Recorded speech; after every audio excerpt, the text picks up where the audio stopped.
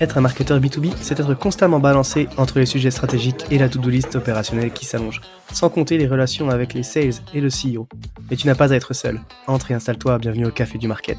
Je suis Axel Kaetka, ex-responsable marketing et solopreneur, créateur du Café du Market, la communauté francophone réservée aux marketeurs B2B. Avec ce podcast, j'ai créé le contenu que j'aurais aimé écouter pour progresser encore plus vite quand j'ai pris mes premières responsabilités. On y débriefe les méthodes de base comme les dernières tendances marketing en compagnie des meilleurs experts du sujet. Et si tu veux aller encore plus loin, tu peux aussi t'abonner à la newsletter ou rejoindre directement la communauté pour échanger avec des pairs et donner un coup d'accélérateur à ta carrière. Et maintenant, détends-toi, prends ta boisson préférée et si tu entends des discussions intéressantes, sers-toi, c'est offert par la maison. Pour ce podcast, j'ai l'honneur d'être soutenu par ma solution de marketing automation préférée, c'est Pledzi. Si je t'en parle, c'est parce que je l'ai utilisé à titre pro et que j'en ai été pleinement satisfait. On le sait, quand on fait du marketing automation, ce qui est compliqué, c'est d'entretenir constamment des workflows de nurturing et de les mettre à jour avec de nouveaux contenus.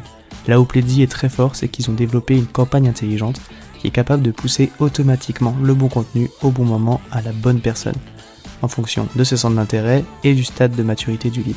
Ce qui ne gâche rien, c'est qu'ils ont une équipe au top, avec un service CSM dédié qui est là pour t'aider à mener à bien ton projet. Mais assez parlé, passons à l'épisode. Bonjour à toutes et à tous et bienvenue au Café du Market. Définir sa stratégie de pricing, c'est un exercice délicat entre la demande du marché, la concurrence, les coûts de production, la valeur perçue. Trouver la bonne formule, c'est tout un art et c'est loin d'être évident. Aujourd'hui, pour parler justement de ce sujet-là, je suis avec un expert en product marketing, Mathieu Segui. Bonjour Mathieu. Salut Axel, merci de me recevoir, ravi d'être là. Écoute, c'est un plaisir de t'avoir sur le podcast. Est-ce que tu peux te présenter en quelques mots, j'allais dire pour commencer, pour ceux qui ne te connaîtraient pas, s'il te plaît? Ouais, très rapidement, Mathieu, du coup, moi j'ai un profil à la fois technique et scientifique. J'ai fait des études de télécom, donc je suis ingénieur télécom et j'ai commencé ma carrière là-dedans. D'abord dans un grand groupe, Orange, et ensuite dans une start-up que j'ai rejoint. On était une petite vingtaine, donc je les ai rejoints en tant que premier product people. Et c'est là où j'ai commencé à faire vraiment du product marketing. J'y suis resté pendant 6 ans et j'ai assisté à un beau scale vu qu'on est passé d'une vingtaine à quasiment 500 et de 8 millions à 120 millions d'ARR. Donc très très belle aventure qui m'a permis de découvrir à la fois le monde du produit et plus spécifiquement du product marketing et tomber vraiment amoureux du pricing. Donc ça a été vraiment ma première expérience significative. Et ensuite j'ai fait une multitude de choses. J'ai travaillé dans les médias, dans la fintech, dans le travel. Je suis passé par un cabinet de conseil en product qui s'appelle Tiga, Ouais. où j'ai à la fois accompagné des entreprises sur de la product stratégie en tant que CPO, et ensuite j'ai monté la business unit product marketing, là où j'ai fait ça pendant quasiment 2 ans, avant disons de voler de mes propres ailes. Donc aujourd'hui, je fais le même métier mais à mon compte et j'accompagne des entreprises plutôt startup scale-up, hein, donc de la seed à la série B sur des aspects product marketing, product stratégie et définition de pricing. Ok, d'accord. On avait reçu, je dis on, effectivement, j'avais reçu Hortense Bouzou Ouais, de exactement, Tiga, du qui a coup, pris ma succession. parfait. Effectivement, du coup, là, je vois bien. Si on avait parlé positionnement, messaging, du coup. C'est très, Euh, très, très intéressant comme sujet également. ouais, mais de toute façon, tous les sujets de product marketing, mine de rien, tu sens, enfin, tu touches quand même à la stratégie marketing, Tout à même fait, la stratégie d'entreprise, quoi. Donc c'est vrai que c'est des sujets qui sont intéressants. exactement. Très cool. Bah écoute, attaquons le vif du sujet. Aujourd'hui, on va parler pricing plus précisément. Pour commencer, est-ce que tu peux rapidement m'expliquer pourquoi c'est un élément capital à travailler? Alors, c'est un élément capital, comme l'a révélé. J'aime bien commencer toujours par des petits insights marché. Il y a eu une étude de Forbes en début d'année qui était concentrée sur le pricing en SaaS B2B et qui révélait que 80% des consommateurs considéraient le prix comme un facteur qui était extrêmement décisif dans leur choix de solution. Mmh. Donc déjà d'un aspect customer, c'est quelque chose qui est important et qui est crucial pour sa stratégie produit.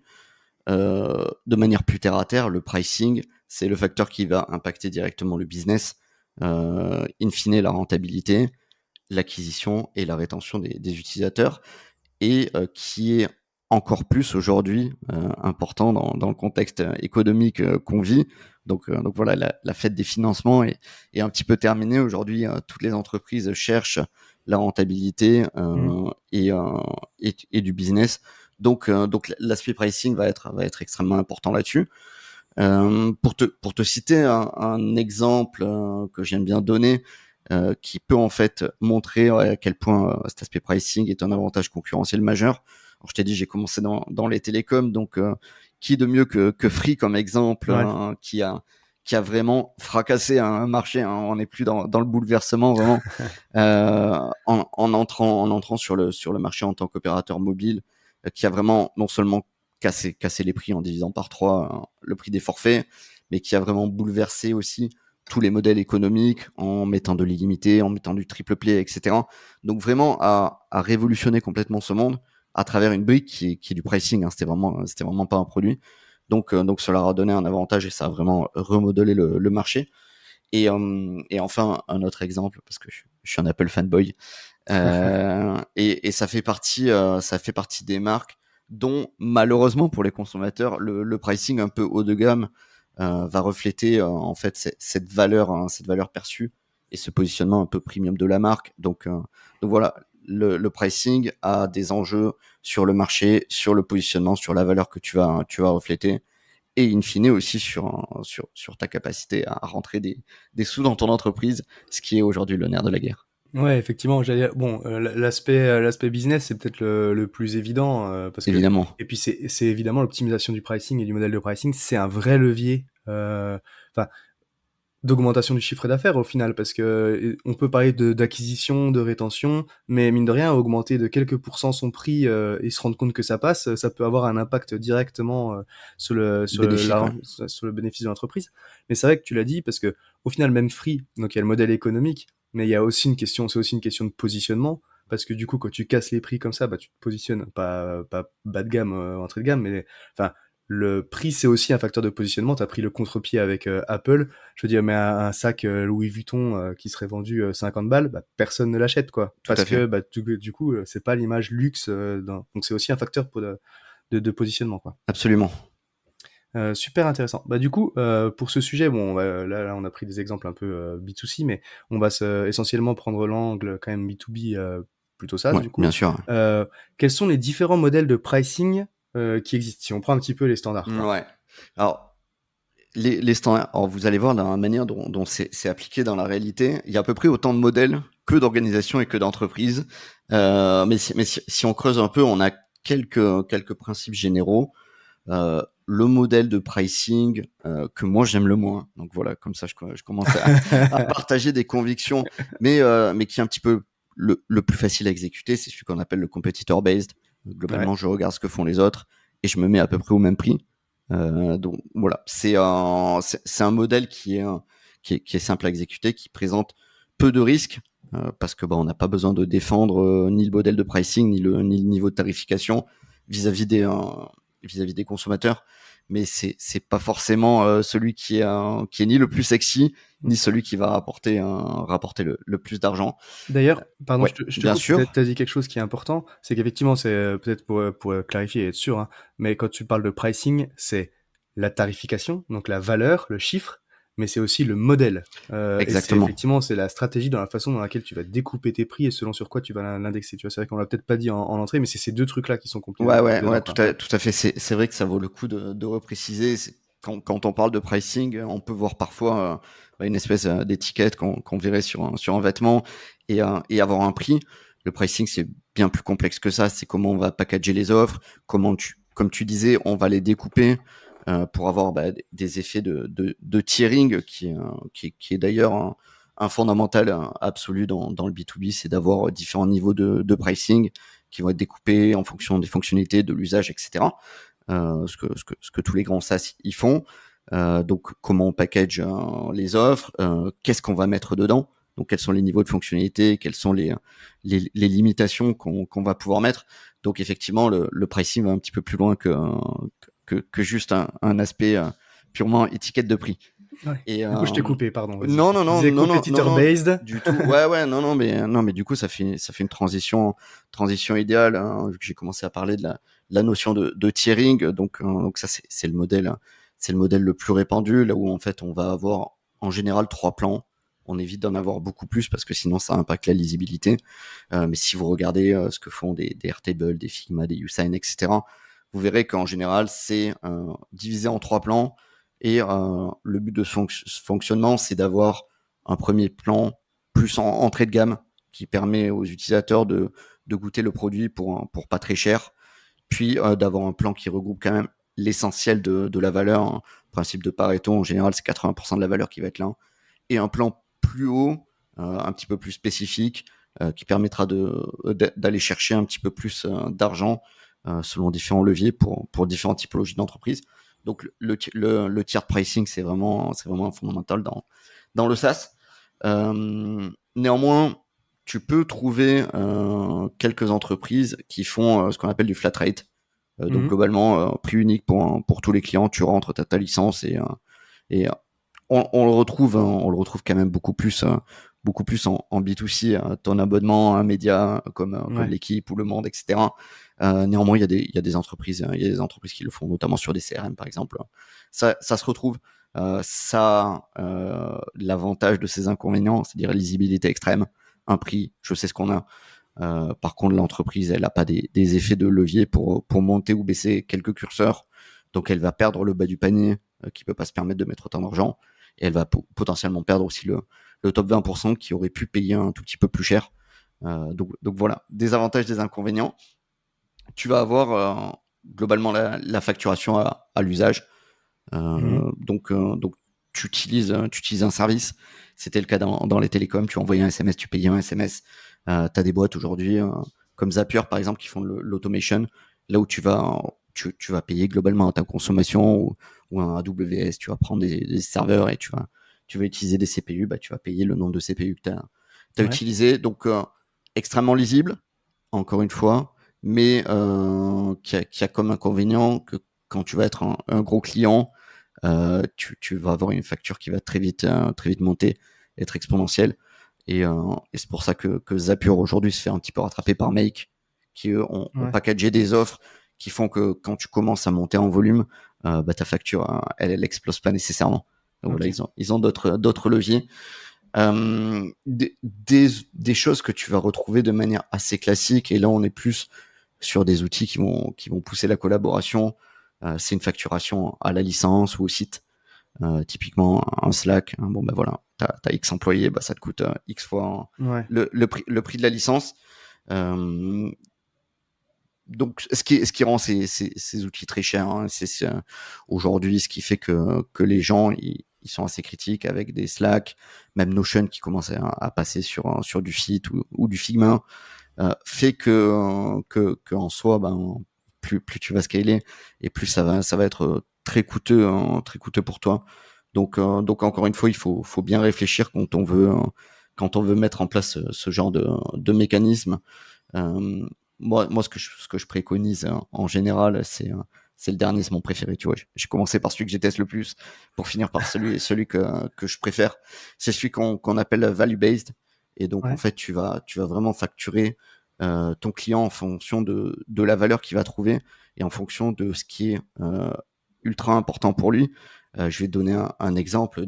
Aujourd'hui, tu prends un abonnement à HubSpot, tu vas pas être facturé au nombre d'accès, tu vas pas être facturé au nombre de mails que tu as shooté ou au nombre de landing. Par contre, en fait, ce qui fait le cœur de la valeur d'un HubSpot, c'est le contact. Et donc, c'est ça qu'on te fait payer. Donc, ça t'oblige à toi faire un peu du tri, avoir un CRM un peu propre. Mais néanmoins, voilà, ils ont dit la valeur que vont trouver les personnes qui utilisent HubSpot, c'est vraiment pas shooter un mail parce qu'en fait, si tu payes à chacun des mails, ça va pas être intéressant pour toi. Et c'est un écueil qui a reçu Mailchimp hein, là-dessus. C'est vraiment sur le contact, sur la sollicitation et sur tout ce que tu vas faire pour engager ce contact.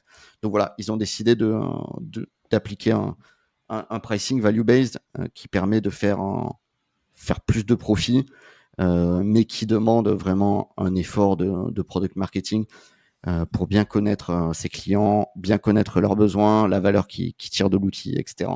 Ouais. Donc Bah, voilà un petit peu mon monologue pour les différents modèles, après, dans tout les en... faits, pardon, Ouais, vas-y. je te recoupe, mais parce que tu prends l'exemple d'HubSpot, mais c'est plutôt un mélange, Ouais, parce que tu as à la fois cet aspect valeur, effectivement, sur le nombre de contacts. Tu peux te dire, bah, plus tu as de contacts dans le CRM, plus tu tires de la valeur du CRM, mais il y a aussi ce jeu de licence quand même, ouais. de nom d'utilisateur, on va dire, du coup, Ouais, ouais, qui après joue, quoi. tu vas avoir des sites en fonction des personas, est-ce que tu as la licence sales, etc., Mmh. qui te permet de faire plus ou moins de choses. Et encore une fois, transition parfaite. Quand je disais qu'il y a autant de modèles que d'entreprises, c'est que là, on a balayé un petit peu les principes généraux, mais dans la réalité, c'est souvent une combinaison et un mix hybride de toutes ces approches. Tu vois, je te disais Notion, ils ont à la fois du tiered, mais du par user, etc. Donc évidemment, ça va être la combinaison de ces principes qui va faire que tu vas pouvoir tirer du sens de tes licences. Et c'est effectivement le cas pour HubSpot. Euh, je rebondis aussi sur ce que tu disais tout à l'heure en disant bah, le pricing, c'est pas qu'une étiquette de prix, c'est des modèles. Ce que j'aime bien aussi regarder, c'est quelle stratégie on met en place pour faire goûter le produit aux prospects, pour les convaincre. Et est-ce qu'on est dans une approche qui va être très sales-led avec des grands comptes, qui va nécessiter un accompagnement avec un avant-vente, etc. Là, on va peut-être avoir une plateforme dédiée, une plateforme de démo, une sandbox, etc. Qui lui va vivre sa vie à côté du produit, va pas nécessairement impacter le modèle du produit. Est-ce que tu es en product led? Et dans ce cas-là, tu vas avoir ce qu'on appelle une offre premium. Donc, tu vas avoir une offre entrée de gamme complètement gratuite qui permet de rentrer, de commencer à jouer et Mmh. ensuite de trouver des limitations et d'upseller pour passer sur une version payante. Pardon. Et là, tu peux avoir un ou plusieurs plans en fonction de ce que tu vas pouvoir faire. Et ensuite, bah, tu as des modèles un peu hybrides, là où tu vas avoir des périodes d'essai, en général 15 ou 30 jours, en fonction Ouais. de voilà comment tu veux engager tes utilisateurs. Et même à travers ces périodes d'essai, tu vas pouvoir avoir plein de stratégies différentes. Est-ce que j'ai un trial simple, donc je lui fais essayer qu'une petite partie du produit et à lui ensuite de prendre sa licence. Est-ce que je te donne tout ce que tu pourrais avoir? On appelle ça du reverse trial. Et à la fin, bon, on va te retirer toutes les fonctionnalités premium. On va dire, bah, ça te manque parce que tu as joué avec. Est-ce que Ouais. tu vas avoir envie de payer pour basculer dessus? Donc voilà, il y a plein de stratégies, plein de principes avec des modèles économiques différents qui font toute la richesse de ce sujet du pricing aujourd'hui. OK, bah, du coup, tu l'as dit, effectivement, c'est, un modèle par entreprise, presque, au final. Comment est-ce que je définis lequel est le plus pertinent pour moi? Et puis, c'est quoi les bonnes pratiques, du coup, pour structurer ces offres, quoi? Ouais. Disons que, alors, comme je t'ai parlé de value based, je vais forcément aller là-dessus parce que c'est celui qui va nécessiter peut-être le plus d'analyse, mais ça va être d'analyser à la fois la valeur que ton produit va apporter à tes clients et comprendre en fait qu'est-ce qui est la valeur clé, hein, un petit peu, je vais l'appeler comme ça, comme modèle, comme HubSpot a dissé le contact, comme Notion, à un moment donné, c'était le nombre de pages. C'était pas vraiment sur l'aspect collaboratif, c'était le nombre de pages qui était ça qui était important, ou Facebook qui est sur le nombre d'amis, même si c'est pas payant, mais en tout cas, ça te permet de prendre de la hauteur sur ton produit et de te dire, OK, en fait, c'est quoi un petit peu ma North Star, ma value métrique qui va avoir de l'importance pour mes clients. Euh, Ensuite, ben, on parle beaucoup d'user research ou de buyer research. Là, on va aller les voir. Il y a différentes méthodologies. Moi, celle que je préfère, c'est la Van Westendorp. C'est pas la plus facile à prononcer, c'est pas la plus facile à exécuter, mais globalement, elle permet d'aller sonder à travers des questionnaires quanti et quali notre parc de clients pour essayer de comprendre justement à quel pricing ils trouveraient ça trop peu cher, beaucoup trop cher, ils seraient prêts à payer le pricing pour globalement définir une bande de prix dans laquelle on peut jouer en fonction de la sensibilité pour définir nos différents niveaux de prix. Pardon. C'est quand même étudier les modèles des concurrents. J'ai Ouais. dit que j'aime pas le competitor based. ben, à un moment donné, quand même, il faut regarder ce que les autres y font, Ouais. que ce soit en termes de gamme, de tiering, etc. Que ce soit pour influencer notre direction ou justement dire, ok, ben, en fait, on va faire le contre-pied. Mhm. Mais au moins, je sais que ça existe. Je sais que les utilisateurs, ils ont l'habitude de ça. Donc, il va falloir aussi que je mette un petit peu d'effort si je veux casser un petit peu le modèle. Donc, il faut quand même connaître ce que font les concurrents. Euh, on est sur le café du market, donc on va parler de coût d'acquisition. Ouais. Globalement, tu peux pas non plus décorréler ton niveau de pricing avec ton coût d'acquisition et ta valeur du client in fine. On parle toujours du ratio CAC sur LTV. Mhm. Euh, Globalement, il faut que dans la vie du client qui dure, qu'il reste chez toi pendant 6 mois, 9 mois, un an, il faut in fine qu'il t'ait rapporté plus d'argent que ce que ça t'a coûté de le faire venir. Ouais. Sinon voilà, tu vas pas avoir forcément de bénéfices. Donc ça, c'est un petit peu ce qu'il faut que tu regardes et que tu définisses. En termes de structure, euh, on a parlé de tiering, c'est un grand classique. Avoir 3 plans, c'est des choses qui marchent bien, avec des paliers extrêmement clairs, des noms extrêmement clairs. Basic, Pro, Enterprise. Voilà, pas besoin de se casser la tête. On sait en général que c'est ça qui marche bien. Bien différencier les offres avec quelles sont les fonctionnalités qui sont pertinentes et que je peux mettre dans le premier plan parce qu'elles me coûtent peu d'argent et elles vont quand même montrer de la valeur. Voilà, il faut quand même donner de la valeur dans les premiers Mhm. plans, avoir des limites d'usage qui sont assez pertinents, avoir une bonne transparence de prix.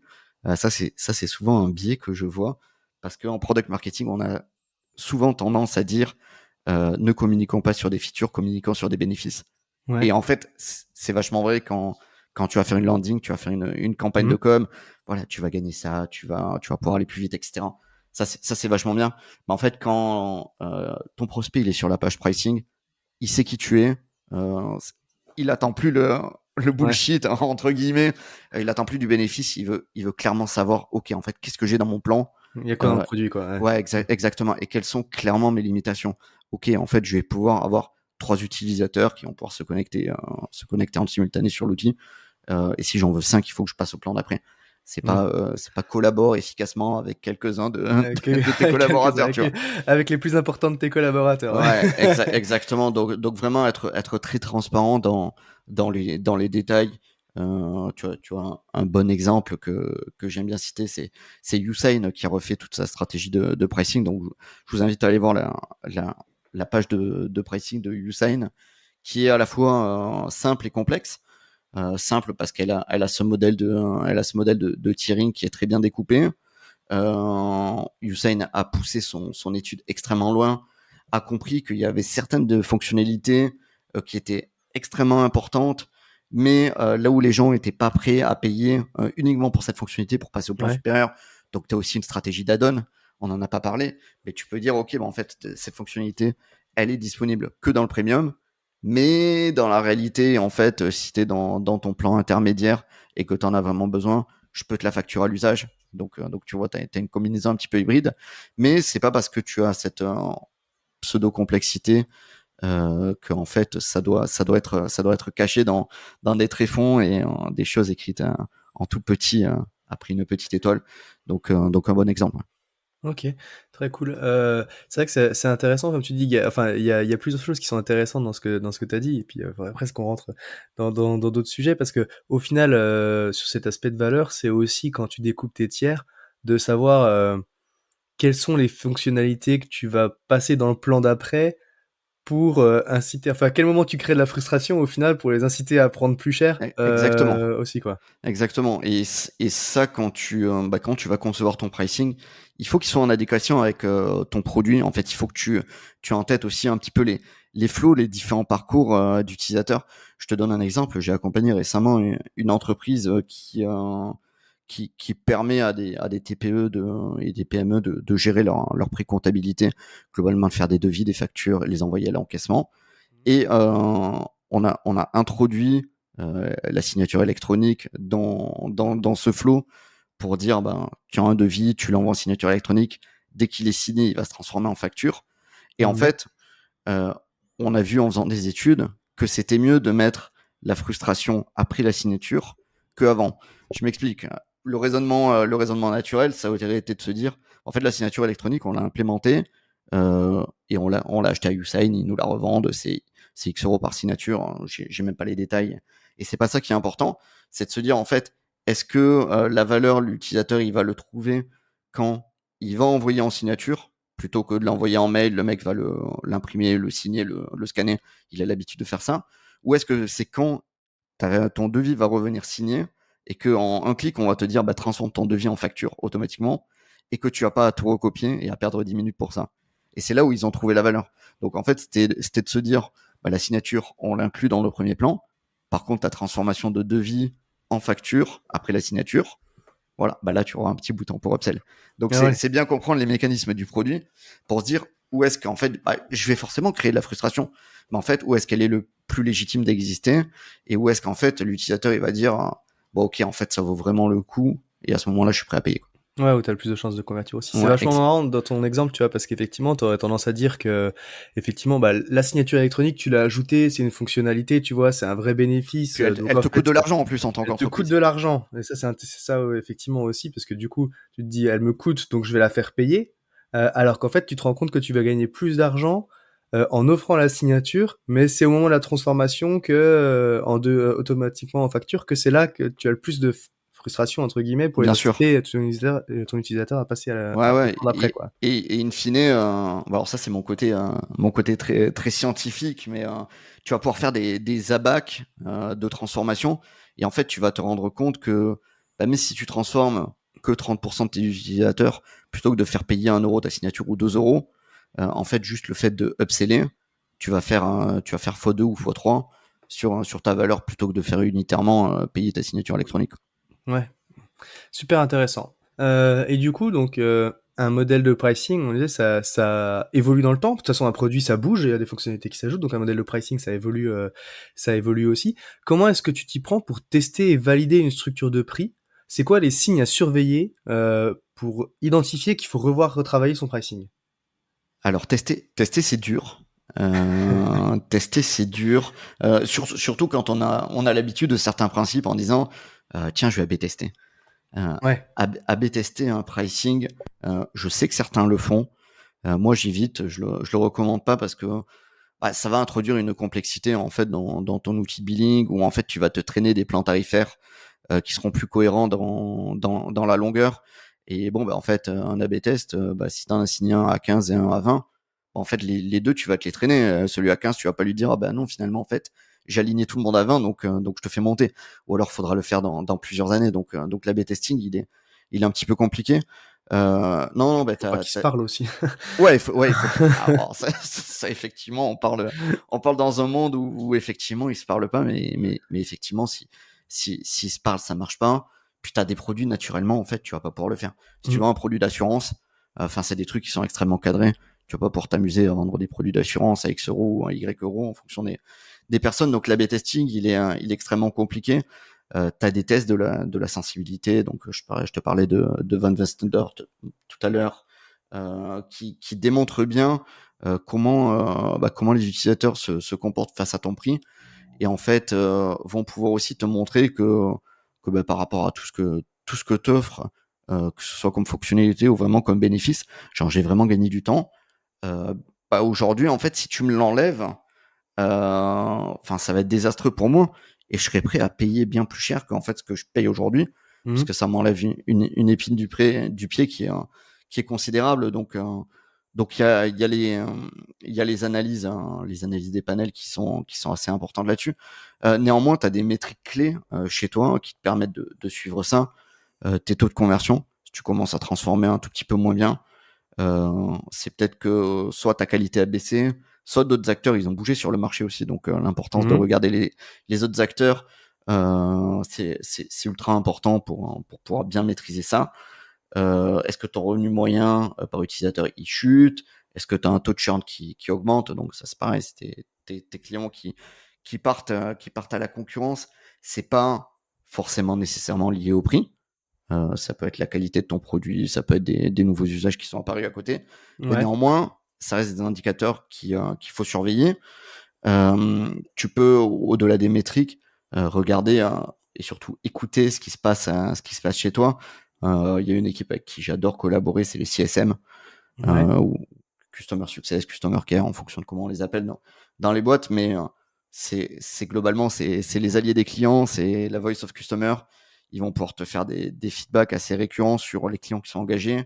Est-ce que c'est trop cher, ou est-ce que justement j'ai des verbatim incroyables qui dit les gars, vous êtes fous de me le vendre 50 €, parce que je serais prêt à le payer 200 tellement c'est incroyable. Bon, Ouais. après ça nécessite d'être creusé, mais c'est toujours des verbatim qui sont à la fois plaisants et peuvent se dire ça vaut le coup d'évoluer des fois vers le haut, des fois vers le bas. Regardez aussi côté sales, hein, j'ai parlé du taux de churn. En tant que product marketer, on a une de nos disciplines qui est la Windows Analysis. Globalement, je regarde contre qui je gagne, contre qui je perds et pourquoi. Et en fait, si tu commences à voir que tu perds beaucoup de deals à cause de ton prix, Ouais. pareil, c'est un élément qu'il faut surveiller. Et le dernier côté sales, je pourrais dire, c'est qu'en général, ça va dépendre des modèles. Quand tu es en product led, ça marche pas. Mais quand tu es en sales led, les sales, ils ont toujours une petite fourchette sur laquelle ils peuvent jouer pour Mm. faire des petites promos, te faire un discount en pied de facture. Et ce qui est tout à fait logique, hein. Enfin, c'est vraiment dans le schéma commercial de base. Mais en fait, quand tu commences à en faire trop, ou que tu commences à déroger pour aller au-delà des fourchettes, là, tu peux te dire, bah, en fait, si tu n'arrives pas à closer sans faire un discount, Ouais. c'est peut-être qu'il y a un problème. Alors ça va dépendre des méthodologies. J'ai bossé avec des grands acteurs américains, là où en fait, de base, ils te font un prix catalogue qui est 4 fois le prix du marché. Et pour te dire, bah, en fait, déjà, avant qu'on parle, je te divise par deux. Comme ça, tu rentres dans la réunion, tu es un peu plus content. Bon, c'est une méthode qui est assez peu appréciable en France. En tout cas, j'aime moyen aller devoir creuser et faire 10 salves de Ouais. négo. Et en fait, tu te rends compte que il aurait pu te faire 90% day one. Mais tu vois, enfin, tu signes pas un Salesforce ou un intercom sans avoir eu 3-4 rangs de négo. Donc tu as un petit peu ça qui est frustrant. Donc voilà, si c'est ancré dans la culture, c'est pas forcément un bon signal. Mais si ça l'est pas, faut commencer à regarder quand tu essayes, si commencer à trop discounter ton produit. Et en plus, ça va avoir un effet très pernicieux qui va dégrader finalement la valeur perçue de ton produit. Donc très Ouais. vigilant aux réductions. Ouais, c'est vrai que c'est ce que tu dis. Il y a ça pour le coup, en plus, il y a une question culturelle là-dessus derrière, donc faut faire attention au marché que t'adresses, quoi, parce qu'il y en a, bah, le jeu de la négo, si tu négocies pas, c'est qu'il y a un problème. Ouais, Et puis de notre côté, t'en as où effectivement t'as l'impression de t'être fait enfler, si à la fin tu te rends compte qu'en fait, bon les gars, enfin, à quoi bon afficher ce prix-là si c'est pour me donner ça, si c'est pour donner mais 50% à tout le monde, quoi. ouais, ouais, alors que t'as même pas bougé, t'as même pas commencé ta négo, Ouais. il te dit ah ouais, mais toi t'es un client, j'aime bien, vas-y. Ouais, déjà, de prime abord, je te fais un petit package. Je fais bon, ok. En fait, il y Après en tu le a, il y en vois. a beaucoup à gratter derrière. Tu le vois sur les voitures maintenant. Tu vois, Exactement. moi j'ai changé il y a pas longtemps là, en prenant un leasing. Bah directement, j'avais rien demandé. Le commercial, tu t'assieds et puis il te dit ouais bon bah alors du coup il y a ça, il y a ça, il y a ça, il y a ça, il y a ça, il y a ça en ce moment. Bon bah du coup il y a déjà tant en moins sur le prix. Je dis bon Exactement. c'est Exactement. Ouais, tu t'es assis, t'as offert le toit panoramique, la carte grise, ouais il c'est t'a ça. enlevé 2000 balles et tu fais bon, bah écoute, mais le d'entrée, on négocie pas, quoi. C'est clair. Enfin bon. Ça marche. Bah écoute, super, merci pour tout ça, c'était vachement intéressant. Moi, c'est des sujets que j'aime beaucoup. De toute façon, tout ce que je le disais dans l'intro, mais tout ce qui est product marketing, c'est quand même assez stratégique, donc je trouve ça Ouais, toujours très cool carrément. à aborder. Donc on a parlé pas mal de bonnes pratiques et tout, mais j'aime bien toujours conclure en disant que c'est pas tout rose non plus le marketing. Non, Même si, enfin, pas d'ailleurs product marketing, on pourrait discuter aussi de où tu le places parce que je sais que c'est un sujet intéressant. Mais bien sûr. bref, rapidement, c'est quoi tes plus gros challenges du moment à toi? Alors, bah, aujourd'hui, je pense que on partage tous un gros challenge, c'est que le marché, il est très tendu. Bon, on a une inflation, elle aura échappé à personne. On a une saturation des solutions sur le marché. Quel que Mhm. soit l'outil que tu vends, je te parlais d'une solution de fintech, mais t'es un CRM, t'es un outil d'automation, il y en a 10 000. Ouais. Donc du coup, moi qui suis free et qui accompagne des C-level sur leur stratégie, côté market, ça va être toujours démontrer le ROI de tes actions, tracer un closing dans les best practices. Quand même, on sait quand un dossier, quand un deal est closé, d'où il vient. Mais en fait, on s'est rendu compte qu'il y a beaucoup d'équipes marketing malheureusement qui tracent assez peu ça et qui ont du mal à démontrer le ROI de leurs actions, alors qu'en fait, il y en a plein. Et souvent, comme c'est les sales qui crient le plus fort, en fait, on leur attribue la victoire. Donc aux équipes marketing de bien mettre en place tout leur stack d'outils pour bien montrer qu'il y ait des MQL qui convertissent. Côté organisationnel, aujourd'hui, on doit équilibrer un petit peu cette hyper-croissance qui a été extrêmement présente dans les dernières années avec une hyper-rentabilité. Donc globalement, dans beaucoup de boîtes qui me disent j'ai besoin de faire plus avec moins. C'est vraiment le nerf de la guerre.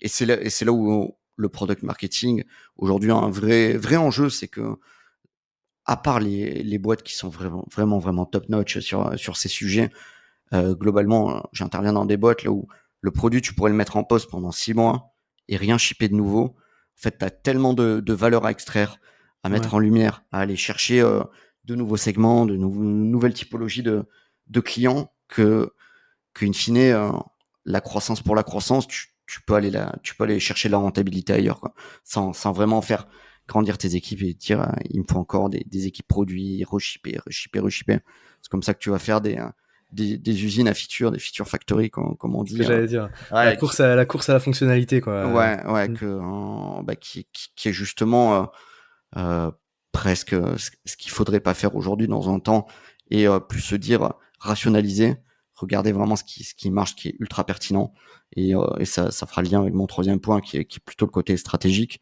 C'est se servir de la data pour faire des choix forts. Aujourd'hui, j'accompagne pas mal de boîtes.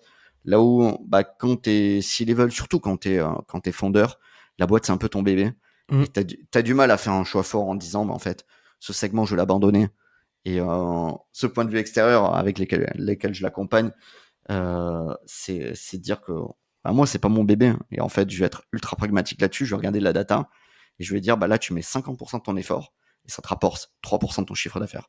Là tu mets 20%, ça te rapporte 90% de ton chiffre d'affaires. Qu'est-ce qu'on fait?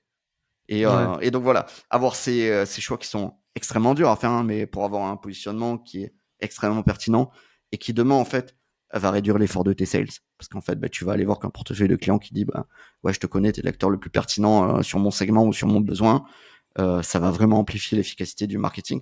Donc voilà, c'est pas se disperser dans un contexte économique qui est pas simple. Pourtant on a naturellement tendance à dire j'ai besoin de faire plus de sous, donc en fait je vais élargir mon positionnement et je vais aller chercher un petit peu tout le monde. Et malheureusement, je pense que c'est une bêtise.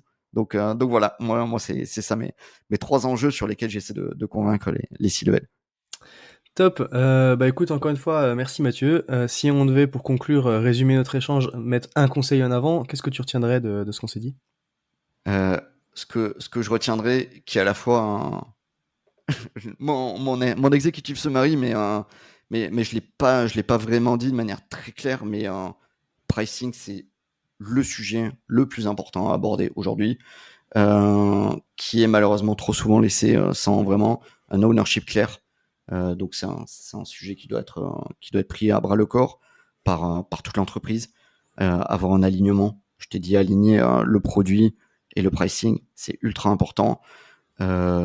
Embarquer les sales dans ce sujet, ça passe évidemment par le marketing, vu que c'est le marketing qui va faire le marketing de l'offre et toute la promotion de ça.